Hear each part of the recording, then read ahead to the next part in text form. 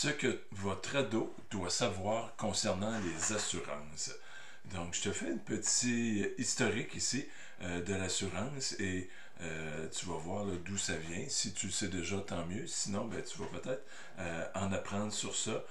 Ça va être plus facile pour toi d'expliquer à ton ado d'où viennent les assurances et à quoi ça sert et est-ce qu'on en a vraiment besoin.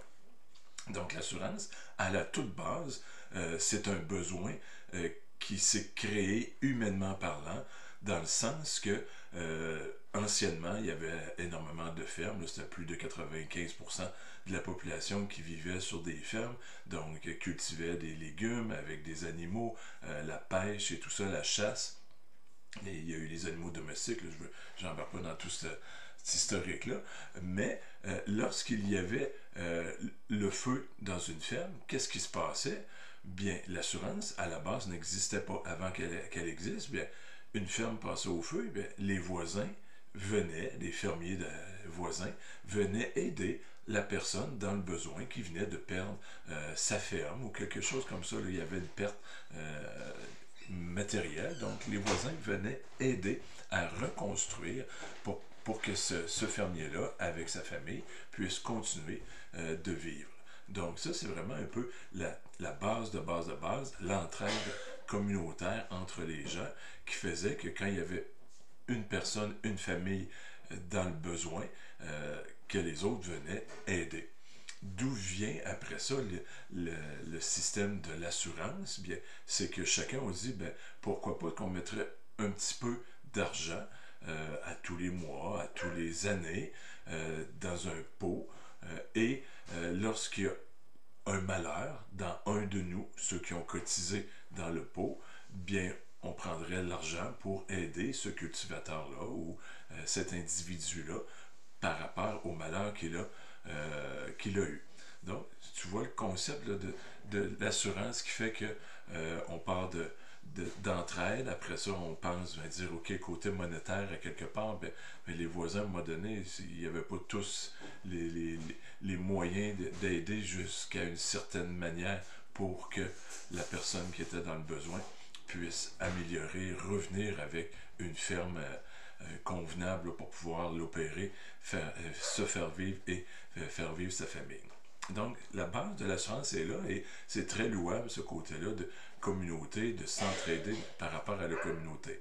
Maintenant, on sait que les assurances sont devenues des bulldozers commerciaux avec des profits énormes et on sait que les primes de plus en plus sont élevées. Donc, c'est un côté commercial très lucratif.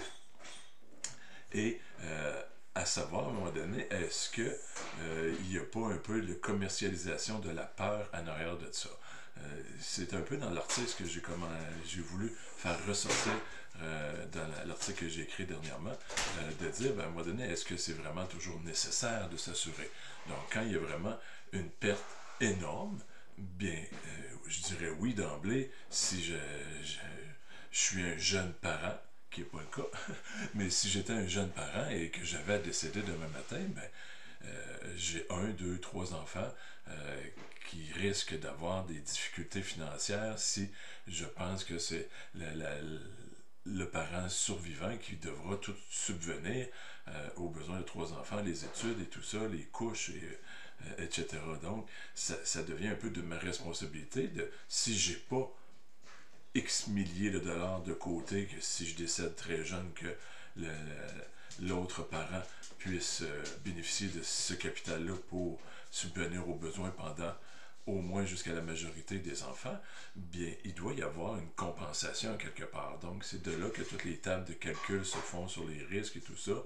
Tout est calculé comme, à peu près, là, un homme va mourir à peu près dans le début 80 et une femme, dans les statistiques, va mourir dans à peu près les 85. Donc, il y a à peu près un 4-5 ans de différence là, dans les tables de mortalité.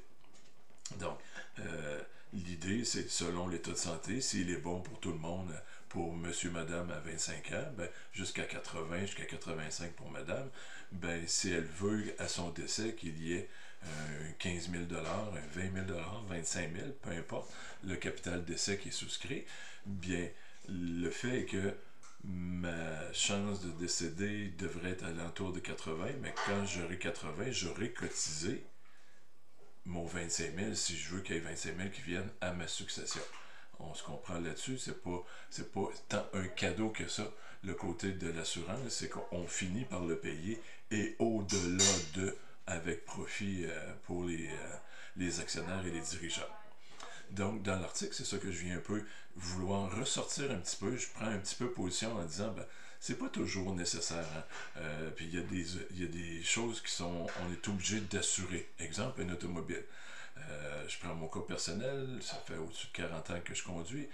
Est-ce que j'ai eu des gros accidents? Est-ce que ça m'a coûté cher et tout ça? Non. Donc, prends ton assurance automobile, multiplie par 40. Combien de fois combien d'argent j'ai pu débourser pour un risque X. Mais c'est obligatoire. Donc, est-ce que j'aurais pu, moi, dire, j'aimerais faire le choix moi-même de dire, je ne m'assure pas ici au Québec. Non, ce n'est pas possible, malheureusement.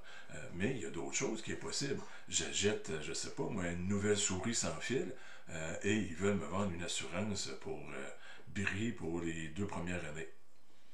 Ben, la souris, ça me coûte 40$, puis je paye 10$ d'assurance. Ben, je suis capable de la repayer si dans 3 mois, 6 mois, elle commence à faire défaut. Ben, la facture déjà est rendue loin. La boîte d'origine, des fois, ils demandent la boîte d'origine pour retourner, pour se faire repayer et tout ça.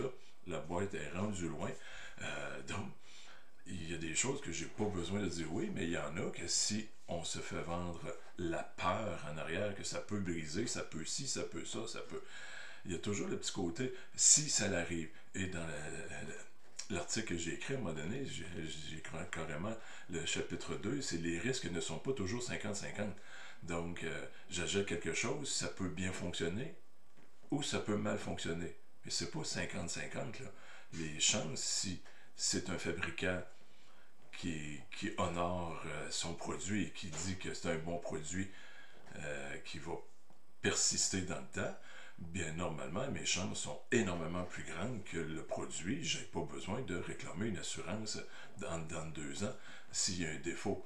Et comme je disais, une souris d'une quarantaine de dollars, 50, peu importe un petit montant, ben, je suis prêt à assumer cette petite responsabilité-là parce que imagine que si à chaque fois j'ajoute une souris aux 2 ans, ben après 4-5 ans, 4-5 fois que je change de souris, ben j'en ai payé une de plus parce que j'ai payé de l'assurance qui ne m'a pas été utile. Donc, je viens mettre ça en bémol dans mon article en disant, ben, pense un petit peu là. Il y a des choses qui sont vraiment, oui, que si tu le perds rapidement, ça va faire mal, et monétairement, tu n'es pas capable de le rembourser ou de te le repayer, parfait. Dans ce cas-là, oui, je suis assez ouvert sur ce côté-là de dire, ben, je vais mettre quelques sous pour si jamais malheur m'arrive. Mais j'ai toujours en arrière le calcul de probabilité, les statistiques en disant, ben, c'est quoi ma chance à quelque part. Et dans d'autres choses, quand c'est un peu plus matériel, qui est moins onéreux, bien souvent, c'est carrément non. Je donne un exemple très personnel. J'ai rechangé de cellulaire au dernier Black Friday et il y avait comme 200$ d'assurance et tout ça. J'ai dit au vendeur, oublie ça. Ouais, mais dit, ça coûte quand même 1000$ le cellulaire, blablabla. Ok, mais tu sais, ça fait comme 20 ans que j'ai un cellulaire, je ne l'ai jamais cassé. Si je le casse, je vais assumer la cassure, that's it.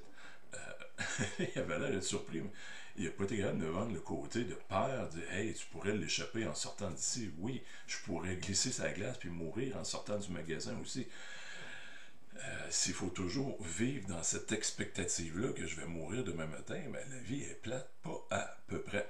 Donc, je veux juste pousser cette analogie-là dans le sens que il faut calculer les probabilités puis dire, ben, vivre à un moment donné en pensant que ça va bien aller, que d'avoir cette petite épée de Damoclès sur la tête, ça peut toujours briser. Quand ça brise, ça arrive, et on tourne la page, on prend une décision, on rejette ou on fait avec autre chose. Donc, je vais te mettre en lien le lien de l'article que j'ai écrit qui est directement là, sur mon site lefinancier.com que tu pourras aller lire.